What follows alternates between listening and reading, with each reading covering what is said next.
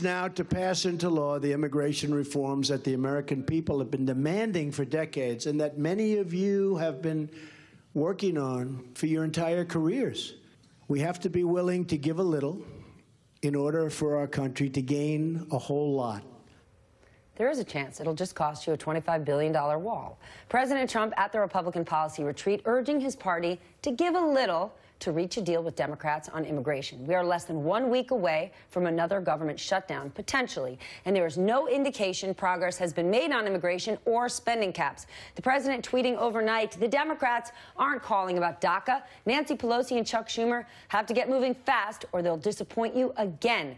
We have a great chance to make a deal or blame the Dems. March 5th is coming up fast. I want to bring back my panel. Jason Johnson, Ron Insana. Republican leaders, they say there's not going to be another shutdown, but we've made no progress on immigration. And in fact, we've gone in the wrong direction because Lindsey Graham, Dick Durbin, they had a deal. Right. Chuck Schumer, President Trump shook hands. Stephen Miller, John Kelly, they don't have a deal. Yeah.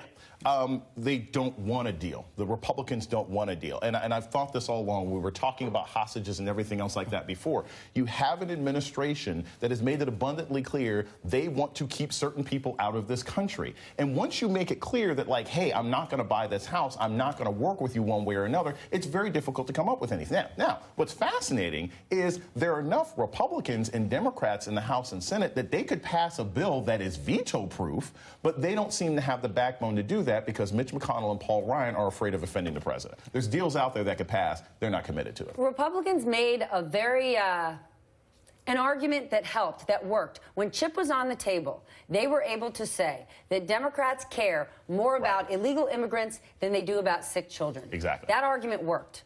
But I want to put a face on where this is now. The Chicago Tribune put out a piece. An Army veteran, a green card holder who has been in the United States since he was 8 years old, is facing deportation because of a felony drug conviction. This man served 2 tours of duty, I believe, in Afghanistan. He's about to go on a hunger strike over it.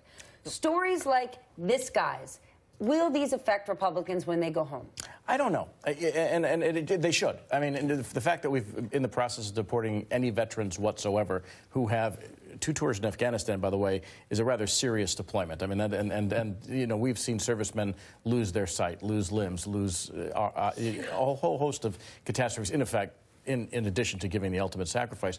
But you know, there's a strange twinge, and I hesitate to use this expression, Stephanie, but it almost feels like a little ethnic cleansing is going on in the United States right now, insofar as people of color are in danger here, and this is something that disturbs me greatly. Doesn't that blow your mind that we're even saying that? It is, I have been saying this for a long time, it is a white nationalist agenda. Yeah. If you listen to what Richard Spencer, Stephen Miller, Sebastian Gorka, what these guys are saying, when the president says, I don't want people from excrement hole countries, but I want people from Norway, that's the only way you can interpret it. Their goal is to make America inhospitable for people of color and make them leave and prevent other people from coming into the country. Okay, but let's just go 40,000 tourism jobs lost last year, and we don't have a shortage of jobs, by the way. We have a shortage of workers. The agricultural community in California is suffering. Crops are rotting in the field because there are not enough immigrant workers, legal or illegal. We know how the underground economy works. It is the biggest industry increase, and those jobs are predominantly held by immigrants. Our aging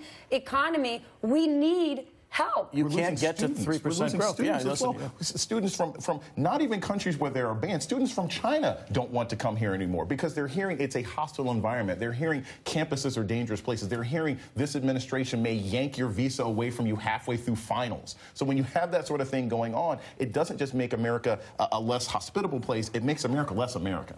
And the economic impact, again, Stephanie, get back to kind of my area of presumed expertise. Economic growth is labor force growth plus productivity growth. We have a population replacement rate that's falling. Right. We have life expectancy because of the opioid crisis that's actually rolling over in the last 2 years. We need replacement workers. We don't have them. That's why we're seeing wage pressures begin to accelerate. It's why the Fed might raise rates more. It's why the stock market might take a tumble. There are a whole host of complications around the immigration question that just go beyond who's supposed to be here. Half of my family wasn't supposed to be here if you used a merit-based system for coming into the country. So it's a strange perspective, and it also, I think, has large-scale economic consequences yet to be factored in. Well, I'm lucky that the two of you are here this morning. We have to take a break. Coming up, we're waiting.